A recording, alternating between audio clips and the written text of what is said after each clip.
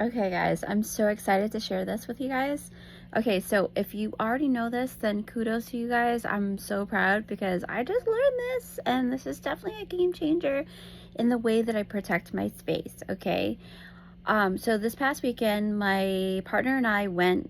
Actually, he was driving, and he was talking about a store that was starting to sink in terms of like the foundation. Like people are noticing like the floor is sinking in, and I started panicking a couple of weeks ago when I heard about it because I thought it was a sinkhole happening in the town that I live in. But in actuality, he actually lives in a different town, but he's very analytical. So he started researching and found out that that specific store was built on a landfill, and it was not filled in properly before they started construction.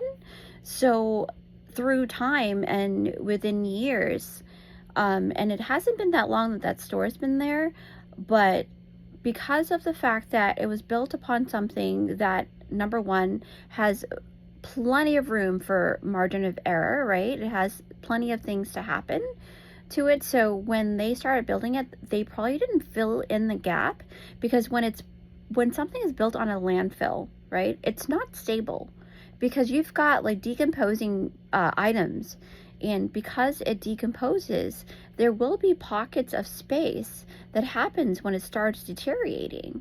And that's what my partner was talking about, and he was like, sweetie, it's not that there's a wormhole or like a sinkhole.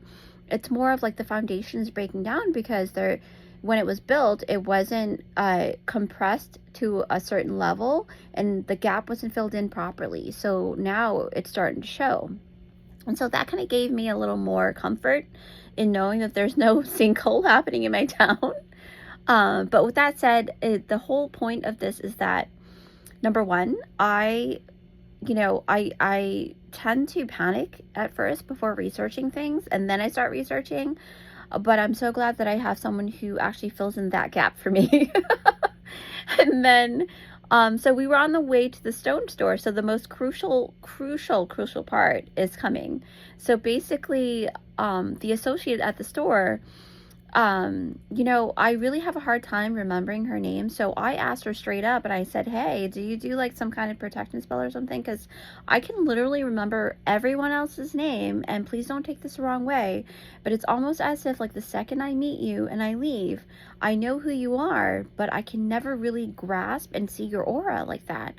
And I tend to like to be able to see it, because that way I know who I'm dealing with. And I know that sounds kind of like offensive, and please don't take it the wrong way, but I'm very blunt that way. So but I made sure that she knew that there's nothing wrong with her or anything like that. It was just me not being able to see her aura and not remembering her name no matter how hard I try.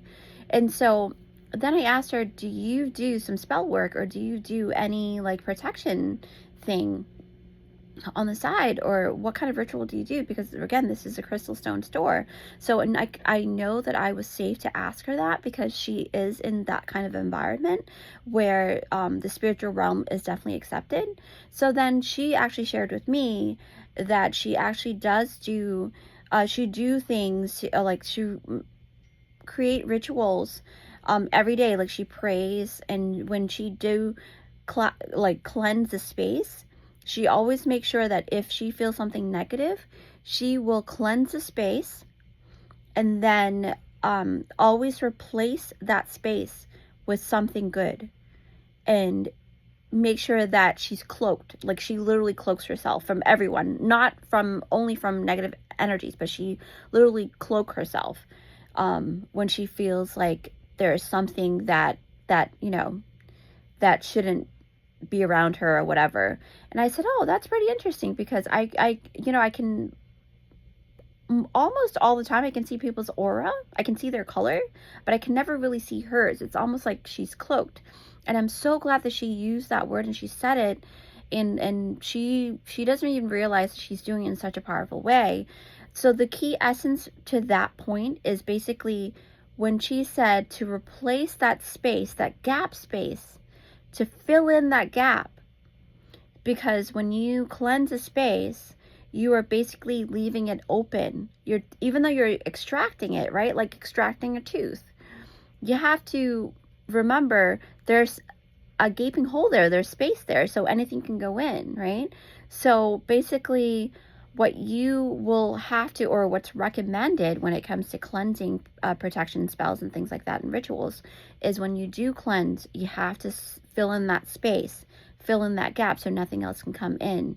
And usually you want to feed it good things, good intentions, and good energies. So I hope that helps in amping up your protection game.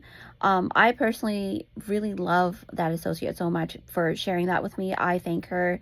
I even gave her a really humble bow, and I said, oh my gosh, that is such a game changer, because I never knew to do that. Like, if you already know to do that, then you are super cool. Like, super duper cool. For me, I didn't know that, so I was just shocked as shit. I was just like, wow. And it kind of correlates to the story of that store that I told you guys about. So now I'm like, oh my gosh, this is going to definitely change up the way that I do things. And ever since I started doing that, I noticed that the energies have been lighter.